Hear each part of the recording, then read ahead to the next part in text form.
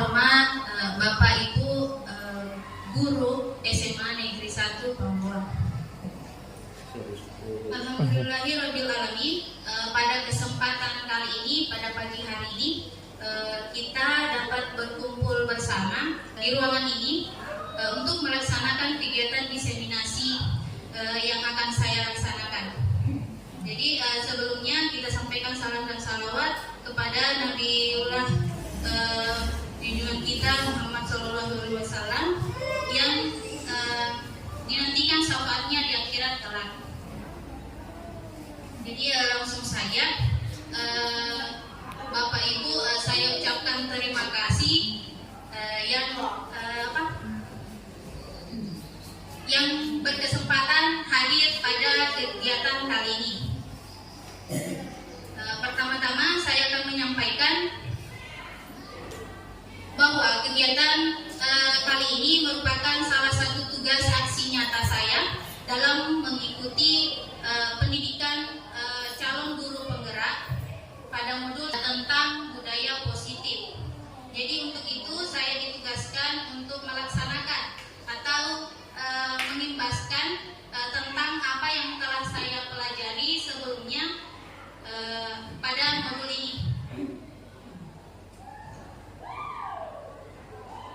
Jadi kita langsung masuk di konsep utama budaya positif. Jadi di konsep utama ini ada tujuh. Yang pertama adalah perubahan paradigma belajar, kedua disiplin positif, kemudian kebutuhan dasar manusia, kemudian yang keempat motivasi perilaku manusia, yang kelima posisi kontrol guru, kemudian keyakinan kelas, dan yang terakhir adalah segitiga restitusi. Jadi konsep utama budaya positif di sini saya akan mencoba untuk mengulasnya satu persatu. Jadi mungkin di sini Bapak dan Ibu sudah pernah belajar sebelumnya tentang budaya positif ini. Jadi di sini kita hanya akan sekedar sharing ya Bapak Ibu. Jadi di sini saya mohon maaf.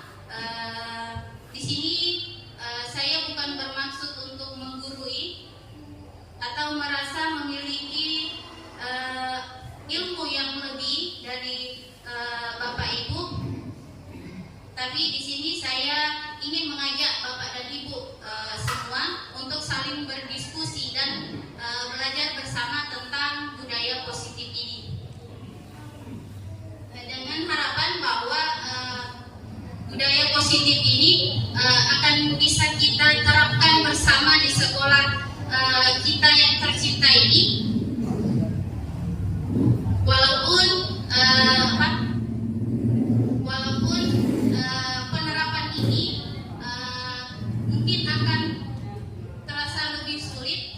Jadi yang seperti ini mulai dari awal itu merupakan sesuatu hal yang sulit. Mulai membangun itu sulit. Tapi setelah kita mulai membangun, kita akan berupaya untuk lebih memaksimalkan budaya positif tersebut. Kemudian selanjutnya kita akan mengulas satu persatu. Yang pertama adalah pembelajaran dengan paradigma baru. Jadi di sini pembelajaran dengan paradigma baru ini dirancang berdasarkan prinsip pembelajaran yang terdiferensiasi sehingga setiap murid belajar sesuai dengan kebutuhan dari tahap perkembangannya. Jadi sesuai dengan filosofi Ki Hajar Dewantara bahwa pendidikan itu menuntun anak sesuai dengan kodrat alam dan kodrat zamannya. Jadi setiap murid itu memiliki keunikan yang berbeda-beda. Jadi di sini kita mulai memenuhi kebutuhan tersebut. Jadi pemenuhannya ini untuk mewujudkan profil pelajar Pancasila. Kemudian kita semua sudah tahu di sini bahwa ada 6 dimensi pelajar Pancasila. Jadi Bapak dan Ibu pasti sudah tahu yang mana dan seperti apa itu 6 dimensi profil pelajar Pancasila. Di sini saya kembali menegaskan bahwa 6 dimensi profil pelajar Pancasila itu terdiri dari beriman, bertakwa kepada Tuhan Yang Maha Esa dan berakhlak mulia. Yang kedua adalah mandiri. Yang ketiga bernalar kritis. Kemudian yang keempat kreatif. Yang kelima bergotong royong. Kemudian yang terakhir adalah berkebinekaan global.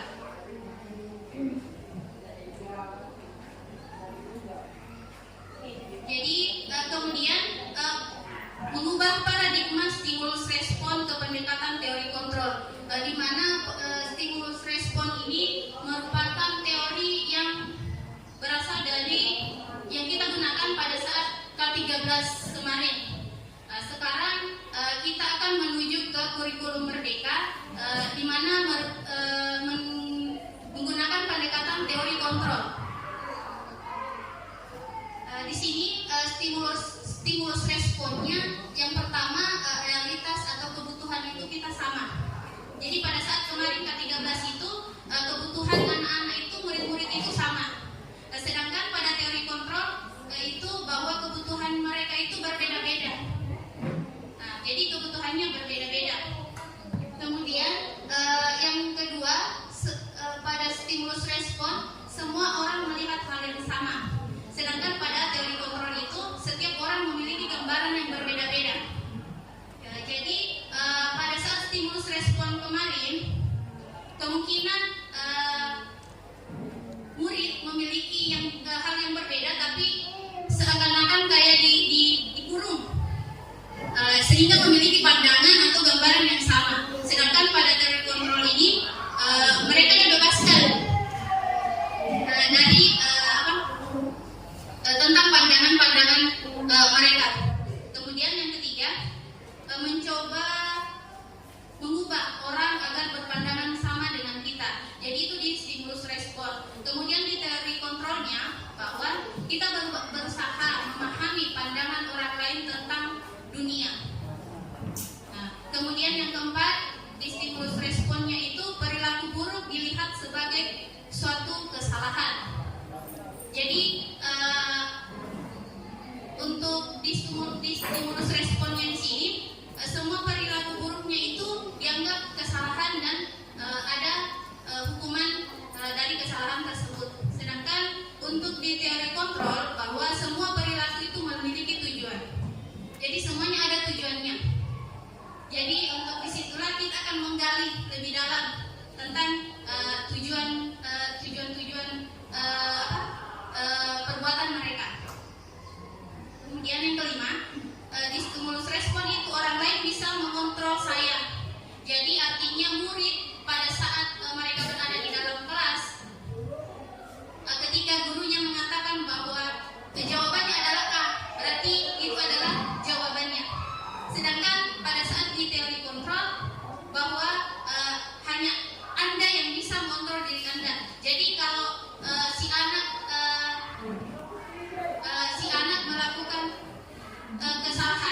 melakukan kesalahan, jadi dia sendiri yang akan bisa mengontrol.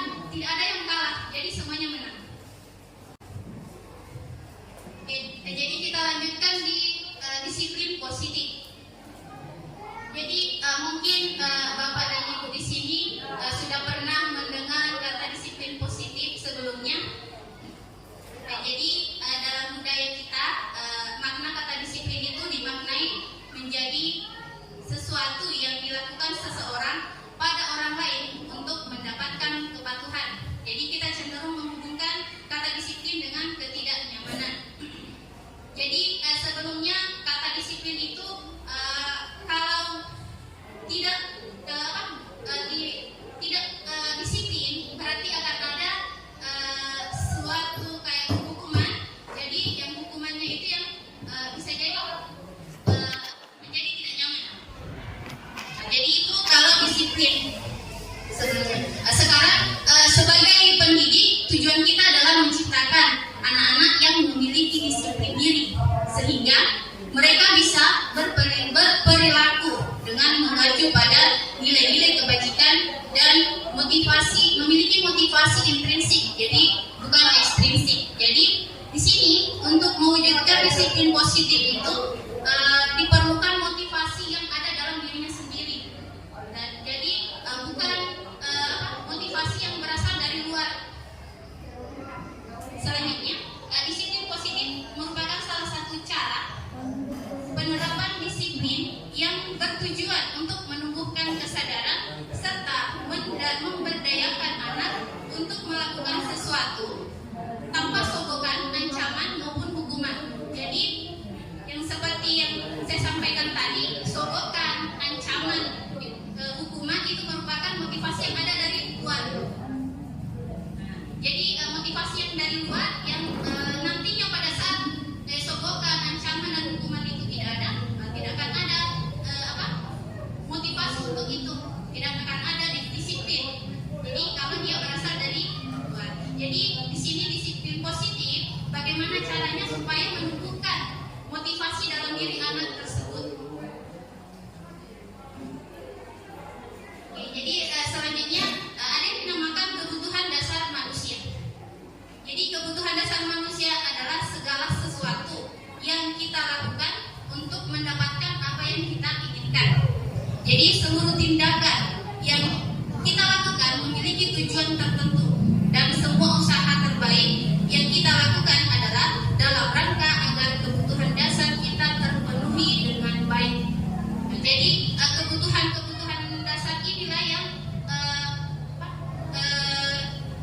yang menjadi tujuan dari adanya perilaku-perilaku pada setiap murid. Oke, jadi motivasi perilaku manusia.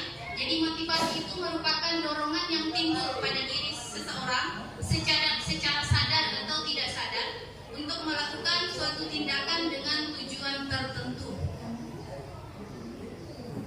Jadi motivasinya di sini yang pertama menghindari ketidaknyamanan dan hukuman. Jadi di sini murid melakukan disiplin karena dia takut dihukum. Jadi karena takutnya dihukum, makanya murid melakukan disiplin. Jadi ini merupakan motivasi ekstrinsik, motivasi dari luar. Yang kedua, mendapatkan imbalan atau penghargaan dari orang lain. Jadi di sini murid melakukan disiplin karena ingin mendapatkan imbalan. Jadi di sini juga merupakan motivasi dari luar atau ekstrinsik. Yang ketiga, menghargai nilai-nilai kebajikan dari diri sendiri. Di sini murid melakukan disiplin karena sadar akan adanya nilai kebajikan dirinya. Jadi ini merupakan motivasi intrinsik. Jadi motivasi inilah yang mau ditumbuhkan di dalam diri murid-murid kita sehingga tanpa ada pengawasan, tanpa ada motivasi dari luar, mereka langsung bisa sendiri meyakini bahwa yang seperti ini adalah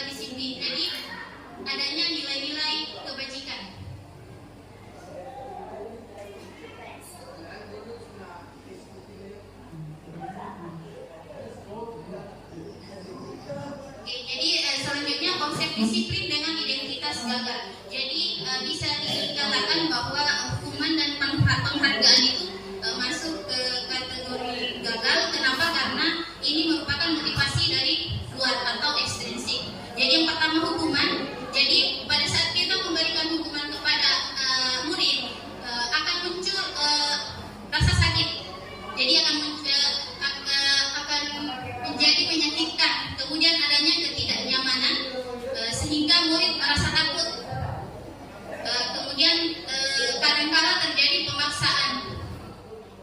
Kemudian dari akibat pemaksaan tersebut, adanya hukuman tersebut, bisa saja murid menjadi menyembunyikan kesalahan. Jadi biasa saja seorang murid pada saat ditanya, mereka seakan-akan berbohong karena itu menghindari hukuman, menghindari ketidaknyamanan. Kemudian murid merasa rendah diri karena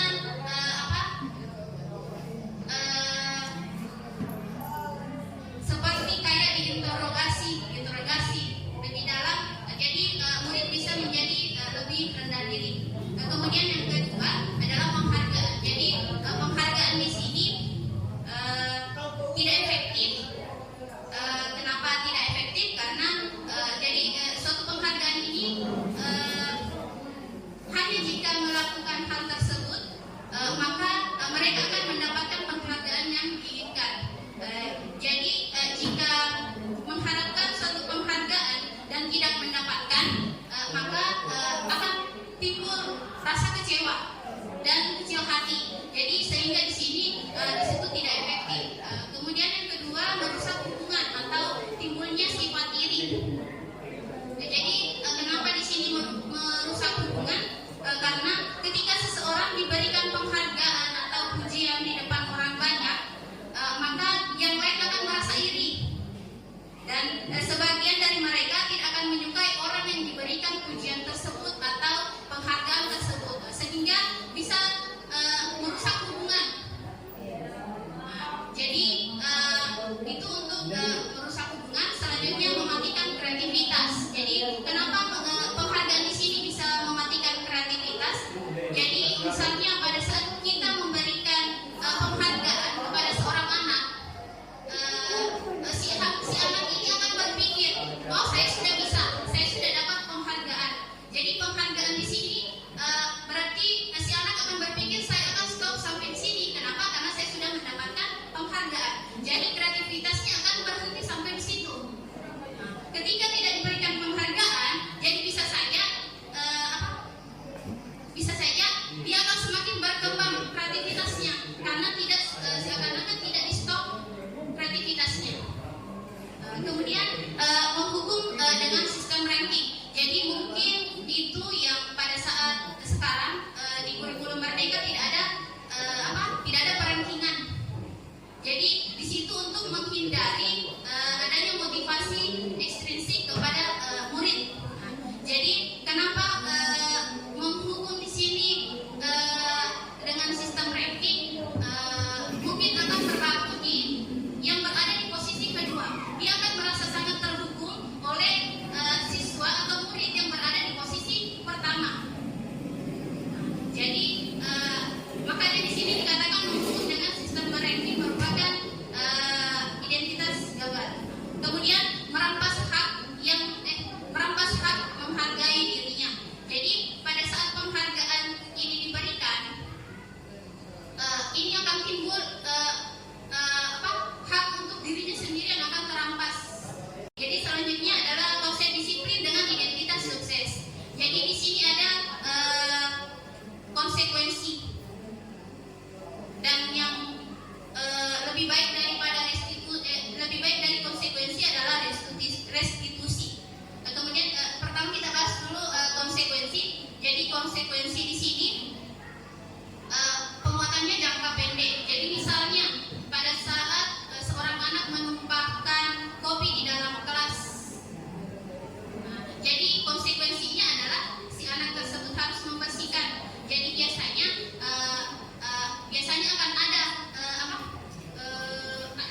akan ada perintah. Ini kopinya tertumpah, jadi segera bersihkan. Jadi itu dalam jangka pendek. Dia tidak akan membersihkan meja tersebut pada saat tidak ada orang lain yang melihatnya. Jadi makanya disebut dengan penguatan jangka pendek. Kemudian perlu monitoring yang berkelanjutan. Jadi yang seperti saya sampaikan tadi, bahwa pada saat tidak ada orang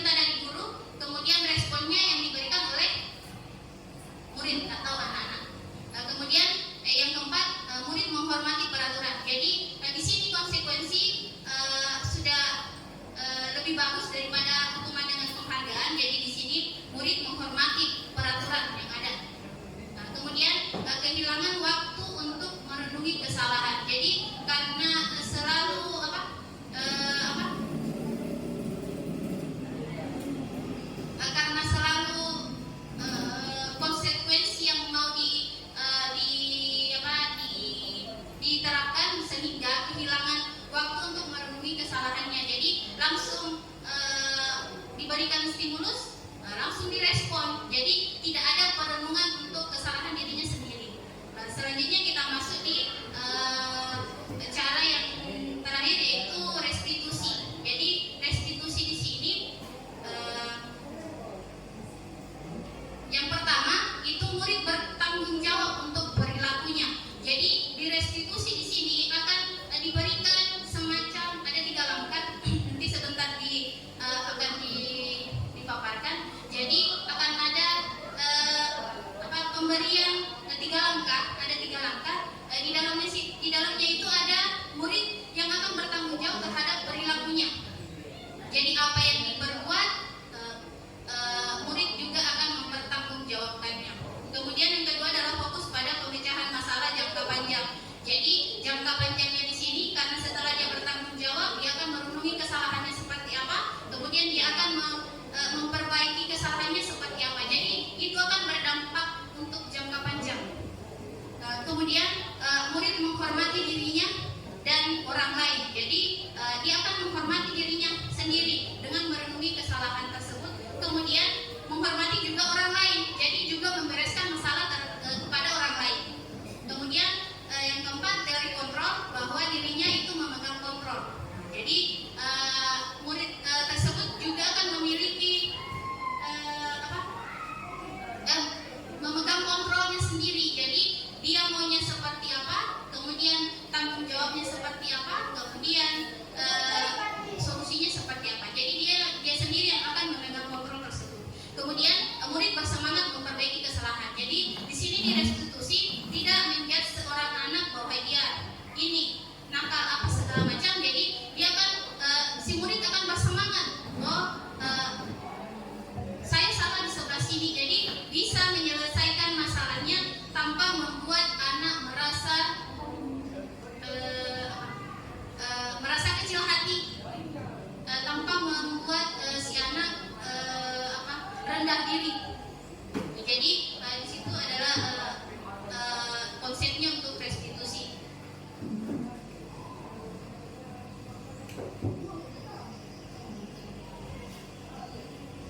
Konsep disiplin pendekatan restitusi. Jadi pendekatan restitusi di sini sebuah cara menanamkan disiplin positif pada murid. Jadi pengertian restitusi adalah proses menciptakan kondisi bagi murid untuk memperbaiki kesalahan mereka sehingga mereka bisa kembali pada kelompok mereka dengan karakter yang lebih kuat. Jadi itu menurut dosen tahun 2004. Jadi di restitusi ini memiliki ciri-ciri. Yang pertama itu bukan menebus kesalahan, tetapi belajar dari kesalahan. Jadi sebuah kesalahan yang diperbuat itu bukan untuk ditebus, tapi belajar dari kesalahan dengan merenungi yang apa-apa yang sudah diperbuat. Kemudian memperbaiki hubungan.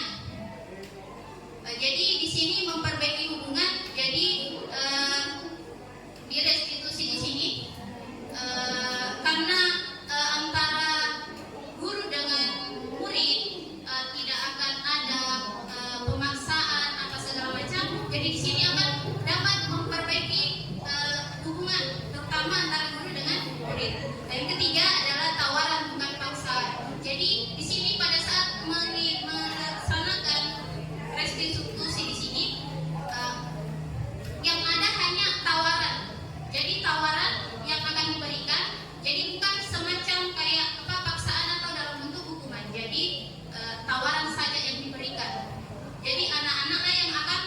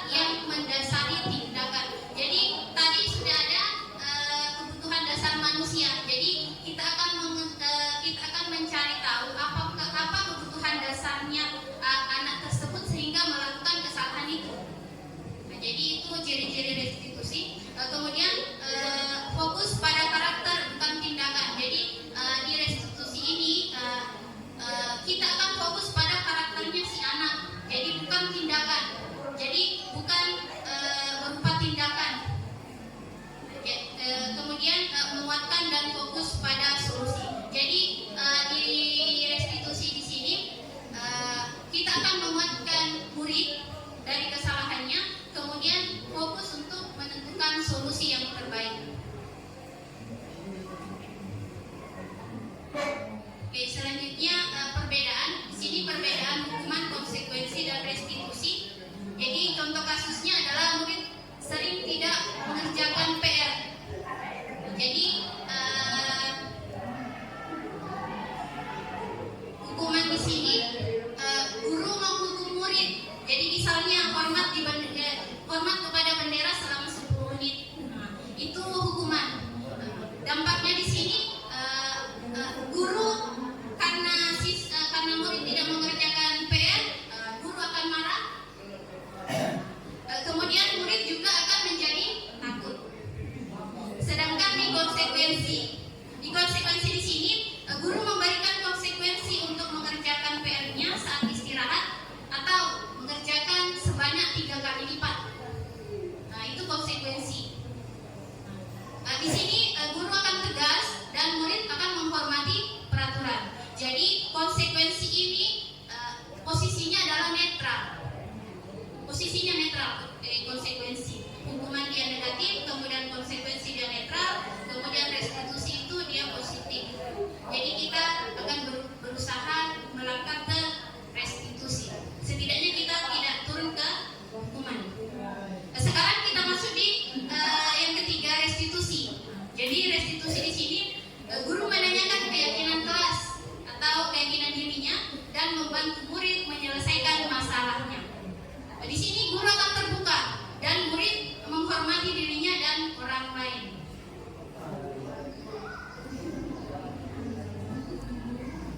Jadi selanjutnya adalah 5 posisi kontrol guru. Jadi yang pertama adalah penghukum. Jadi penghukum di sini seseorang bisa menggunakan hukum fisik maupun verbal. Jadi untuk penghukum. Yang kedua adalah pembuat rasa bersalah. Jadi pembuat rasa bersalah pada posisi ini biasanya guru akan bersuara lebih lembut. Jadi bagaimana caranya supaya si murid merasa bersalah dengan apa yang telah dilakukannya. Kemudian yang ketiga, posisi yang ketiga adalah teman. Jadi guru pada posisi ini tidak akan menyakiti murid, namun akan tetap berupaya untuk mengontrol murid tersebut. Jadi akan berusaha menjadi teman untuk si murid. Kemudian yang keempat adalah pemantau. Jadi pemantau di sini berarti mengawasi.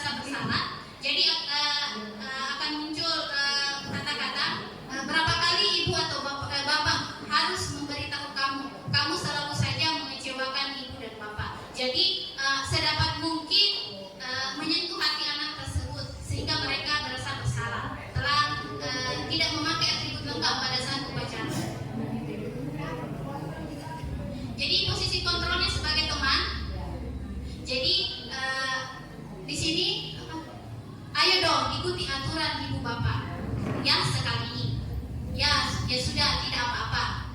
Lain kali jangan berbuat seperti itu lagi ya. Jadi seakan-akan seperti temannya. Itu posisi Bapak guru sebagai teman.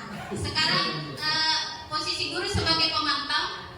Jadi di sini akan muncul kamu sudah melanggar peraturan sekolah, kamu tahu konsekuensinya. Setelah upacara kamu beri atributnya ke koperasi dan jangan diulang lagi. Jadi itu posisinya pemantau yang hanya yang bersangkutan saja yang dipantau. Jadi sebagai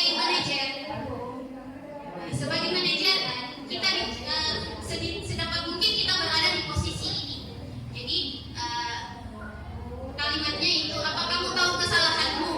Jadi kita tidak langsung kamu tidak pakai atribut pada saat upacara. Jadi kita terlebih dahulu apa kamu tahu kesalahan kamu apa.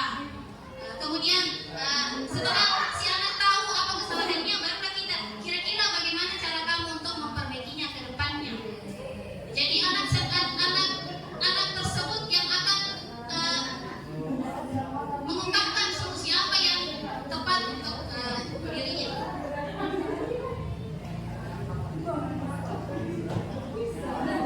Oke, jadi selanjutnya keyakinan kelas. Jadi mungkin sebelumnya sudah ada Bapak Ibu yang menerapkan atau memberlakukan keyakinan kelas di dalam setelah kemarin liburan. Jadi keyakinan kelas. Jadi akan timbul pertanyaan, mengapa keyakinan kelas? Mengapa bukan peraturan kelas? Kenapa harus keyakinan kelas? Jadi di sini misalnya ada seorang pengendara motor. Jadi pada saat kita mengendarai motor harus menggunakan helm. Jadi itu penggunaan helmnya untuk apa? Untuk keamanan. Kemudian pada saat kemarin COVID kita diberitahukan untuk memakai masker, cuci tangan. Jadi itu untuk apa sebenarnya? Untuk disuruh untuk memakai masker. Jadi untuk kesehatan. Jadi itu adalah keyakinan.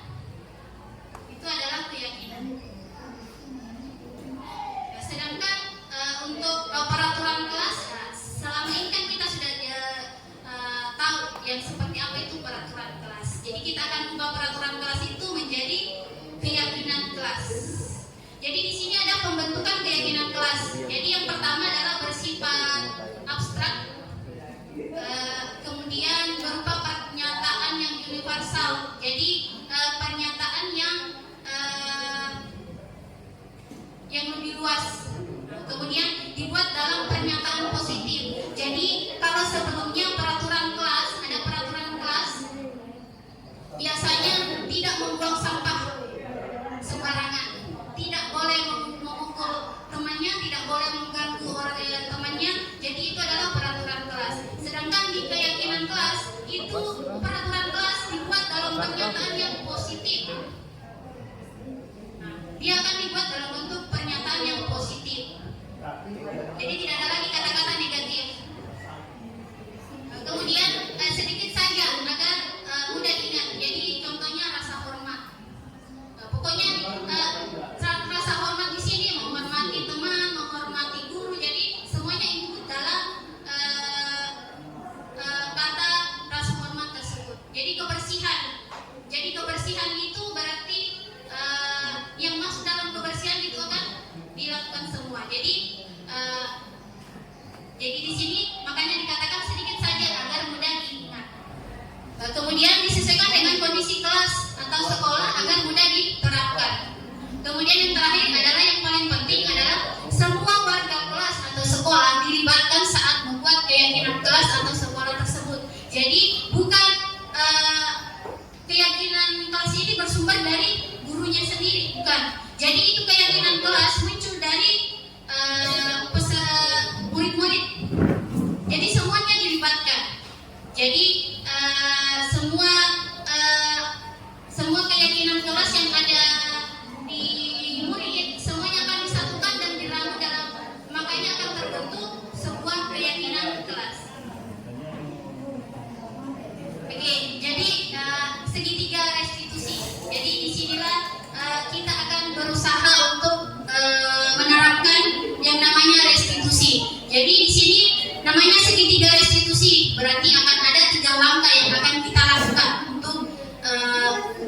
menjalankan restitusi tersebut. Jadi segitiga restitusi di sini adalah suatu proses dialog yang dijalankan guru atau orang tua agar menghasilkan murid yang mandiri dan bertanggung jawab. Jadi itu adalah berarti di sini akan ada proses tanda jawab antara guru dengan peserta didik atau murid. Jadi di sini segitiga restitusi akan ada 3 langkah. Yang pertama adalah menstabilkan identitas, kemudian yang kedua validasi tindakan yang salah, kemudian yang ketiga menanyakan keyakinan kelas. Jadi yang pertama adalah menstabilkan identitas. Jadi di sini menstabilkan identitas itu berdasarkan prinsip membuat kesalahan adalah bagian dari proses pembelajaran. Jadi prinsipnya di sini bahwa kesalahan itu adalah proses pembelajaran. Jadi untuk menstabilkan identitas di sini akan disajikan ada beberapa kalimat-kalimat. Jadi yang pertama, berbuat salah itu wajar. Kemudian tidak ada manusia yang sempurna. Ibu bapak juga pernah melakukan itu. Ibu bapak tidak mau mencari siapa yang salah, tapi ibu bapak di sini akan mencari solusi dari permasalahan yang ada. Kemudian kamu berhak merasa begitu. Jadi di sini seakan-akan kita akan menstabilkan identitasnya anak tersebut. Jadi kalau di menstabilkan identitas di sini sudah tampak seperti kayak misalnya akan menjurus ke hukuman, biasanya anak-anak akan diam. Jadi biasanya anak-anak akan diam, tidak mau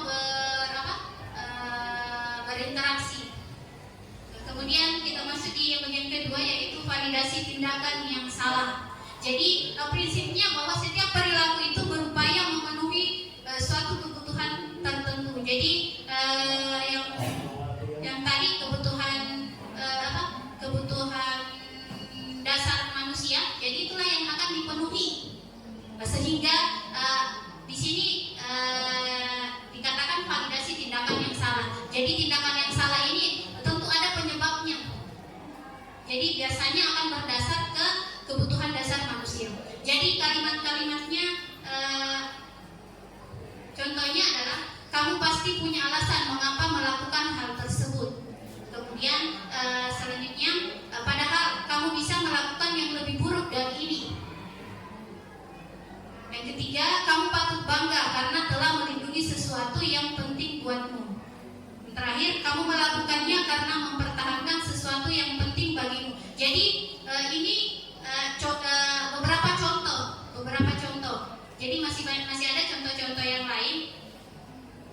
Jadi di sini kita sebagai guru akan memvalidasi tindakannya murid itu, tindakan salahnya itu kenapa. Jadi kita akan seperti mengorek-ngorek kesalahannya itu, tapi dengan cara yang halus.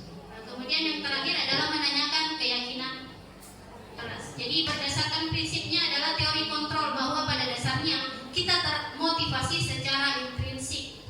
Jadi contoh kalimatnya di sini adalah apa keyakinan kelas kita. Jadi pasti sebelumnya sudah terbentuk keyakinan kelas. Jadi setelah terbentuknya keyakinan kelas di sini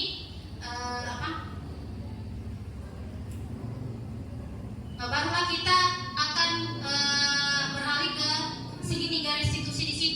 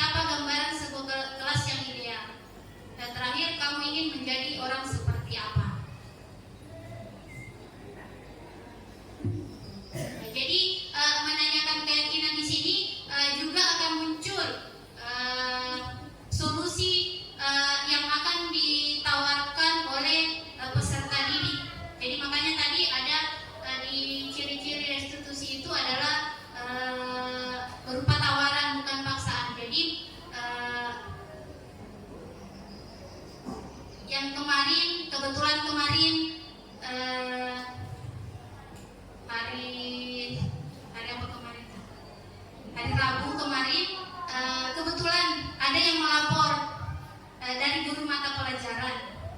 Jadi di situ saya sudah mulai menerapkan, mudah-mudahan berhasil.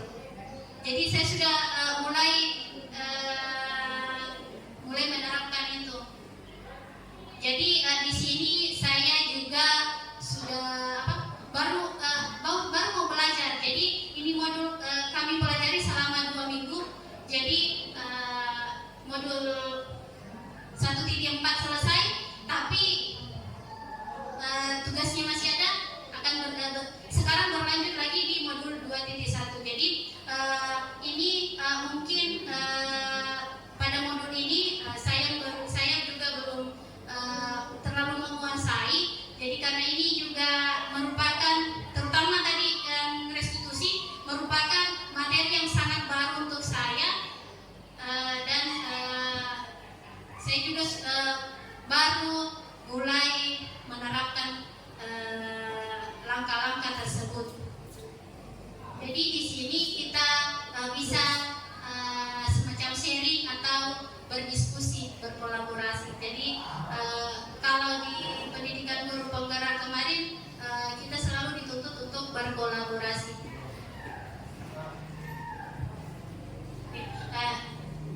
Jadi demikian yang bisa saya sampaikan pada kesempatan kali ini. Kalau ada yang mau ditanyakan atau semacam sharing, silakan. Saya tutup untuk materi ini. Assalamualaikum warahmatullahi wabarakatuh.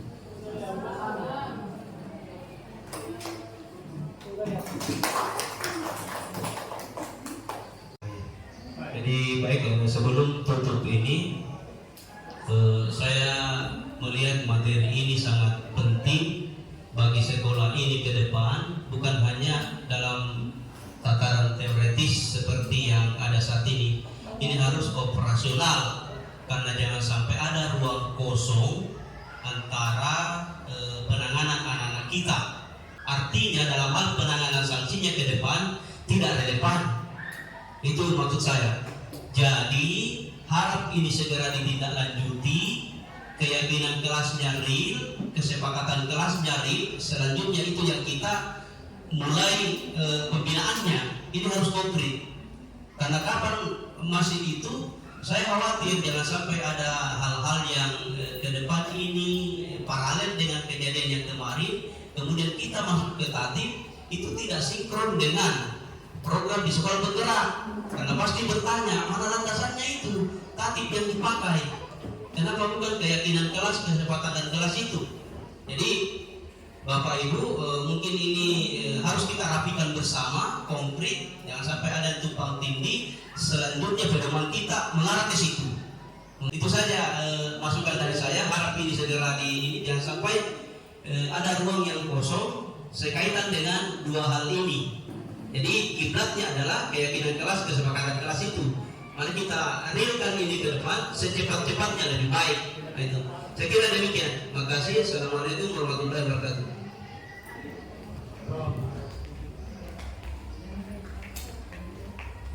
Terima kasih untuk Pak Yudi. Jadi harapannya setelah adanya aksi nyata ini adalah kedepannya akan mulai menerapkan budaya positif ini, terutama untuk pembuatan keyakinan kelas atau keyakinan sekolah. Jadi sepertinya itu yang paling urgent untuk sekolah kita sekarang ini, untuk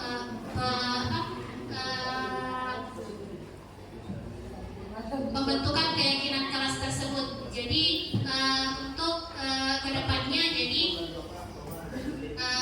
kita sama-sama akan mulai bergerak, jadi sesuai dengan semboyannya guru penggerak, bergerak dan menggerakkan.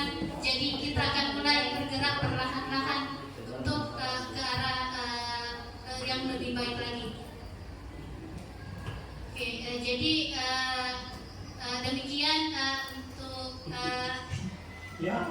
demikian untuk diseminasi aksi nyata pada hari ini. Lebih wal hidayah. Wassalamualaikum warahmatullahi wabarakatuh. Oke, assalamualaikum warahmatullahi wabarakatuh.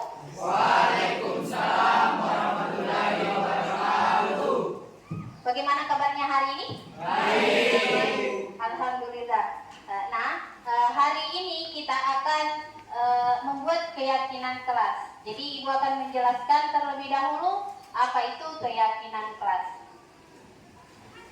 Jadi keyakinan kelas itu mirip-mirip dengan peraturan sekolah. Jadi di sekolah ada yang namanya tata tertib. Ada ya? Ya, oke. Jadi di sekolah ada tata tertib. Jadi di kelas pun juga harus ada. Tapi di sini bukan peraturan kelas, tapi kita akan membuat sebuah keyakinan kelas. Nah, jadi kenapa dalam bentuk keyakinan kelas? Ada yang tahu? Tidak ada? Ya, oke. Jadi karena nantinya kalian akan meyakini, kemudian mempertanggungjawabkan apa-apa yang kalian sudah sepakati dalam keyakinan kelas tersebut, dan berusaha untuk bertanggung jawab terhadap nilai-nilai yang sudah diyakini. Jadi contohnya itu seperti kita kan membuat keyakinan kelas dalam bentuk kesepakatan. Jadi misalnya kita sepakati bahwa satu sama lain harus saling menghormati.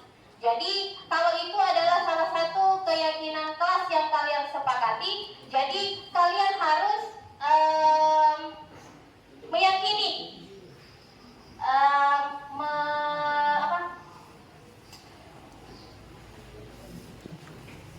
mempertanggungjawabkan saling menghormati tersebut. Jadi saling menghormati di sini adalah saling menghormati antara siswa dengan siswa, kemudian saling menghormati antara siswa dengan guru. Oke. Jadi itu adalah salah satu contoh saling menghormati. Jadi salah satu kesepakatan kelas dibentuk dalam keyakinan kelas, yaitu saling menghormati. Jadi untuk membuat sebuah keyakinan kelas itu harus menggunakan pernyataan positif. Jadi bukan menggunakan kalimat negatif.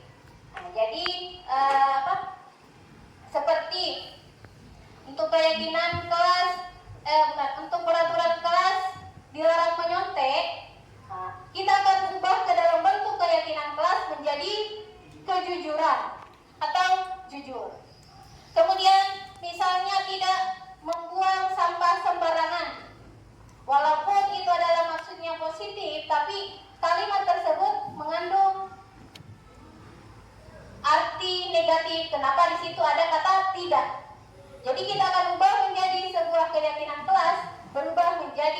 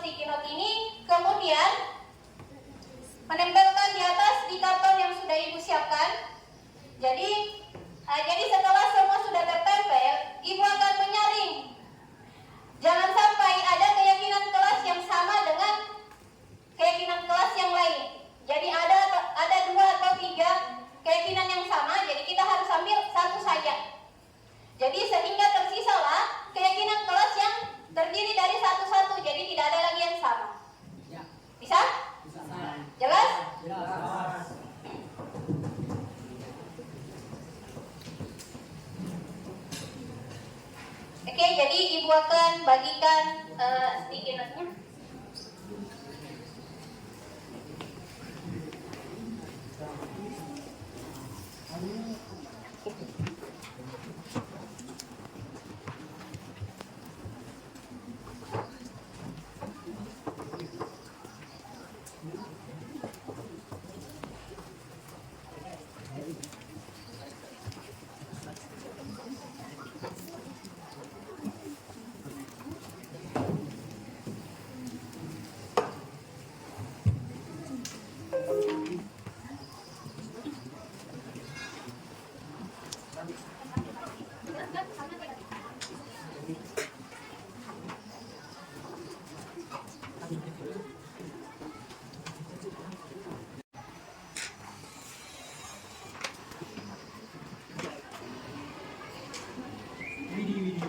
Bagaimana? Sudah? Sudah selesai?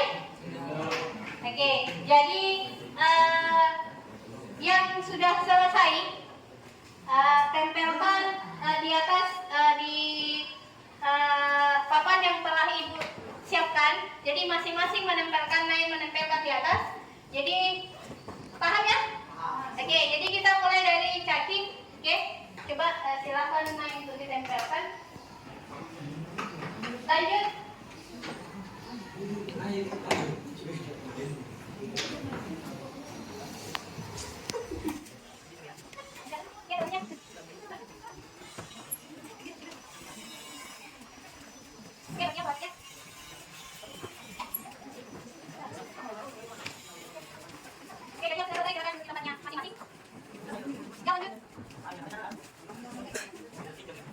Jadi untuk banyak bisa rapi bisa tidak, pokoknya yang penting terpepet.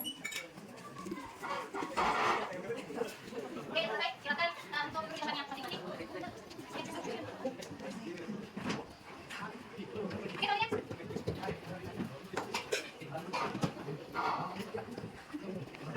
Lanjut, baca ya. Lanjut.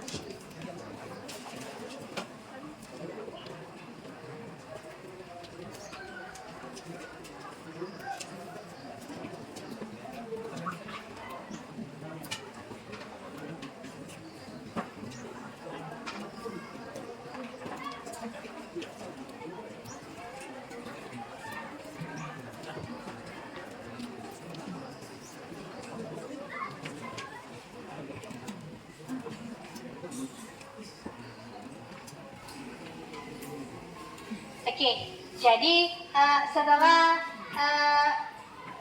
Ibu memperhatikan hasil dari keyakinan kelas yang kalian tulis, ini ternyata banyak yang sama.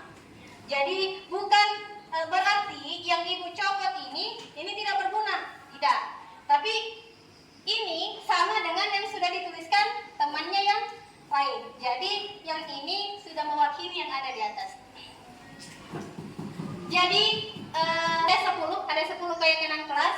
Jadi yang pertama bertanggung jawab, yang kedua kerapian, yang ketiga kejujuran, yang keempat menjaga kebersihan, yang kelima disiplin, yang keenam saling menghormati, kemudian yang ketujuh saling tolong menolong, kemudian yang kedelapan sopan dan rajin, kemudian kesembilan mandiri, yang terakhir meminta izin saat meninggalkan kelas.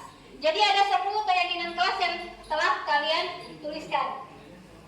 Jadi sekarang Ibu akan bertanya, apakah kalian sepakat dengan keyakinan kelas yang sudah tertuliskan? Sepakat? Sepakat ya? Oke. Jadi terbentuklah keyakinan kelas dari kelas 11.5 yang memiliki 10 poin. Jadi karena keyakinan kelas ini kita harus yakini dan benar-benar dilakukan sesuai dengan keyakinan kelas kita. Jadi ini adalah patokan yang harus kalian ikuti selama pembelajaran di kelas 11 ini. Jadi karena keyakinan kelas kita sudah terbentuk, berarti kita akan sama-sama meyakini keyakinan kelas ini. Jadi karena kalian sendiri yang menuliskan keyakinan kelas ini. Jadi Ibu harapkan kedepannya kalian akan meyakini apa-apa yang sudah kalian tuliskan. Jadi sampai jumpa pertemuan selanjutnya. Assalamualaikum warahmatullahi wabarakatuh. Waalaikumsalam warahmatullahi wabarakatuh.